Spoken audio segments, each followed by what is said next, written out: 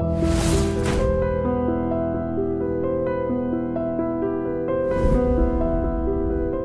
this is Ram Gopal Verma and congratulations to iDream for reaching 1 million subscribers. రాష్ట్రం విభజన హేతుబద్ధంగా జరగలేదు, దానివల్ల సమస్యలు వచ్చినాయని చెప్తున్నారు.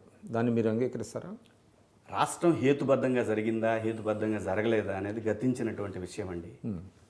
ఆ హేతుబద్ధంగానూ సహా హేతుబద్ధంగా కాకుండానూ జరిగినా కూడా ఒక విజనరీ లీడర్గా ఈ ప్రాంతానికి అవసరాలేంటి, వాటిని ఎక్కడి నుంచి స్టార్ట్ చేయాలి, నువ్వు తీసుకొస్తే మాట్లాడితే సింగపూర్ కట్ పేస్టులు, ఆస్ట్రేలియా కట్ పేస్టులు తీసుకొచ్చి నీకు అనుకూలంగా ఉన్న చోట్ల వాటిని ప్రచురించేసి అదిగదిగదిగా వస్తుంది, అది కాదు నాకు కావాల్సింది.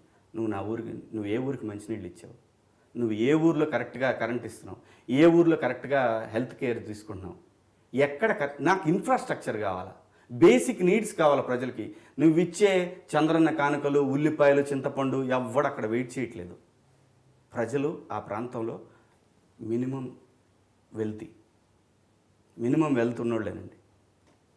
కూలి పని చేసుకునేవాళ్ళు కూడా చక్కగా పొదుపు చేసుకొని ఎట్లా చేయాలో ఇవన్నీ తెలుసు. మాకు కావాల్సింది అక్కడ నువ్వు ఏదైతే బేసిక్ నీడ్స్ ఉంటాయి, ప్రాథమిక అవసరాలు అంటారు వాటిని, ఆ ప్రాథమిక అవసరాలు ఏవైతుంటే అవి తీర్చగలుగు. నువ్వు పెద్ద నాయకుడిగా చెప్పుకుంటా చరిత్ర.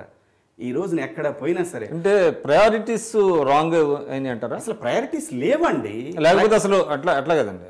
ఇప్పుడు చంద్రబాబు నాయుడు గారికి ఒక ట్రాక్ రికార్డు ఉంది, గతంలో డెఫినెట్గా ఉంది. ఇప్పుడు ఉన్న తర్వాత ప్రయారిటీస్ రాంగ్గా పెట్టుకోవటం వల్ల ఆయన సరిగా పరిపాలించలేదంటారా? అసలు ఆయనకి పరిపాలనే చేత కాదంటారా మీరు? చంద్రబాబు నాయుడు గారు మీరు ఒక విజనరీగా తీసుకుంటే హైదరాబాద్లో ఉన్నప్పుడు అతనికి మంచినీళ్ళు అవసరం కాబట్టి హైదరాబాద్ అవసరాలు గుర్తొచ్చినాయి. అతనికి కృష్ణానదిని తీసుకొచ్చారు, గోదావరిని తీసుకొద్దాం అనుకున్నారు.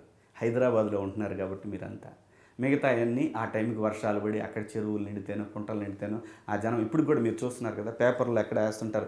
మీరు చూడండి, ప్రత్యేక హోదా రాదు అనేది పెద్ద హెడ్డింగ్ అండి, బ్యానర్ హెడ్డింగు.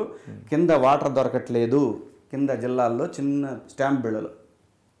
ఏమిటండి ఇది? ఎవరిని ప్రశ్నించాలండి? ప్రశ్నిస్తే కోపాలు వస్తాయి, పురాణాలు చెప్తారు. ప్రశ్నిస్తే అభివృద్ధి అనే పదంతో సరిపోదండి.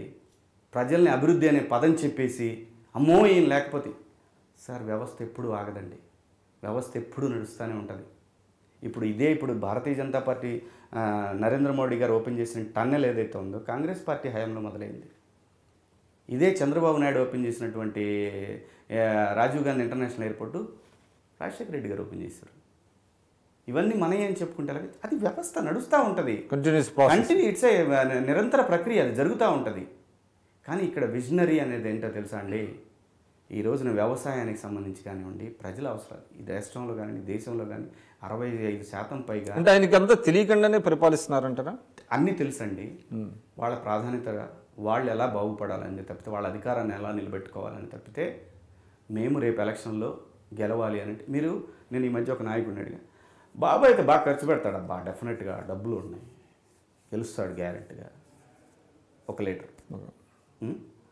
బాబు వైపు వెళ్తేనే పోద్దేమో ఈ జగన్మోహన్ రెడ్డి తీయుడు.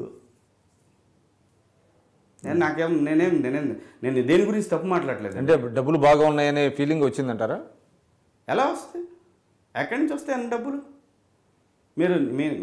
మీరు చెప్పేయేమో కబుర్లు అన్నీ, ఎలక్షన్ వచ్చేసరికి సంచులు పంచుతారు అన్ని రాజకీయ పార్టీలు. ఎక్కడి నుంచి వస్తున్నాయండి మీ అందరికి అసలు డబ్బులు?